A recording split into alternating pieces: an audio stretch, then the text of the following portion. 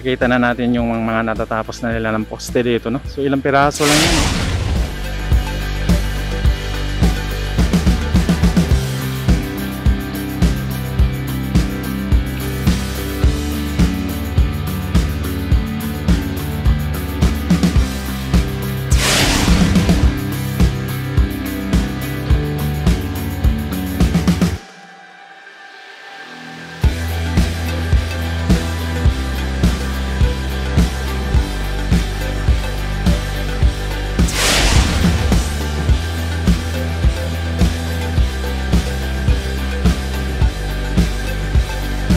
So ngayon dito po tayo sa may bahagi ng San Fernando, Pampanga, no? At makikita natin dyan, yung nakita natin may buhangin dyan po yung lulusot po yung right of way ng PNR at tatawid po yan dito sa may, ito po yung Canal de San Fernando. Hanggang doon na po yan.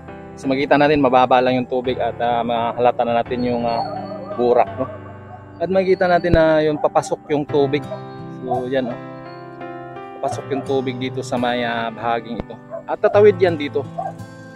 Papunta yan doon. So hanggang doon na yan. Yung direksyon na yan, papunta na yan ng Santo Tomas. Yan, no?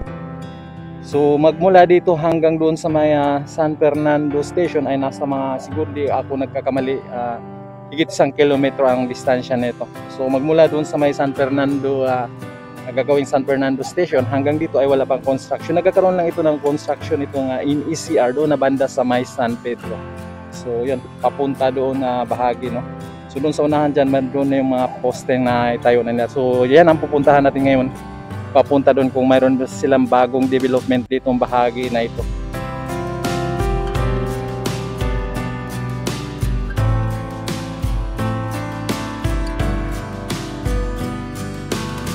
So yan, ito. So dire-diretsuin lang natin to at makarating na tayo doon sa kung saan ay nakakaroon ng construction itong NECR. So dito ay maraming dumadaan na sasakyan dito, no?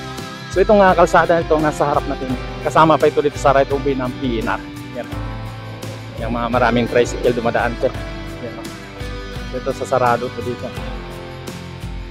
So makita natin yung mga bakod-bakod dito, mayroon ng mga markings ng PNR. So didiretsuin lang natin to dun sa unahan.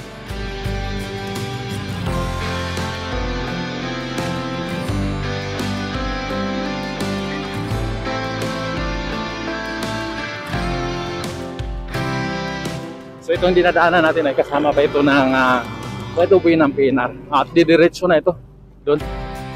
So titignan natin kung ano ang development, mga bagong development doong bahagi na to. So didiretso pa rin tayo dito. Ayun, no. So maputik. Maputik dito ang bahagi nito. Yan, no. So may mga ano dito. So mukhang wala namang obstruction na dito kagaya sa nakunan natin dati. At ito na lang mayroon ng mga talahib na lang yung ano. At makita na rin sa dingding din, no? Mayroon na nakasulat na 1 meter. So hindi ko lang alam kung anong ibig sabihin na babakbakin pa ba yan o ano. So dito yan, no? So dire-diretso na ito hanggang doon sa unahan kung saan mayroong construction na activity sila. Pero tapos na yun. At makita rin, nilagyan na nila ng vertical clearance yan, no? At makita rin sa bahaging ito, tatasan ng mga talahib. Dati nililinis na nila to. So wala pa rin construction dito, no? So maraming mga dumadaan dito dahil maraming nakatira doon banda, no? So dire-diretso lang ito nga right of way dito. Yan, may mga itik pa. May mga bibi. Yan. So puro talahib po ito nga nandito ngayon. Yan, o. May mga talahib. Dito may mga gumagawa ng parol malalaki. Yan, o. So makita natin Paskong-Pasko na dito. Yan, o. Oh, dami. Hanggang doon may mga gumagawa ng parol. Yan, o. At makikita na rin dito na yung magkabilang gilid na ay mga talahib na, no? Yan yung mga nakamarka, mga markings na yung mga dingding dito. So dati pinuntahan na natin to at nililinis na nila to. So ngayon wala pa silang mga latest development ditong bahagi na ito. Yan o. Medyo makulimlim.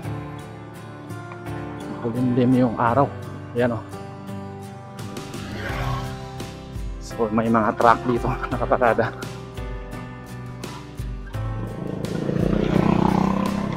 So ito po na po tayo sa direksyon ng Santo Tomas. So, may mga halaman na lang dito nasa mga gilid-gilid. At yan o.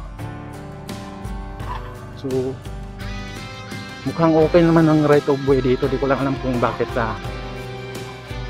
yan, may nagsasaing pa dito. Yan, may nakalagay P566. Yun, may number.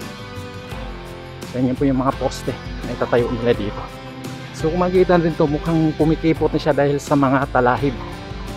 Yan, punta na yan doon. So mula dito makikita na natin yung natatapos na nilang mga poste.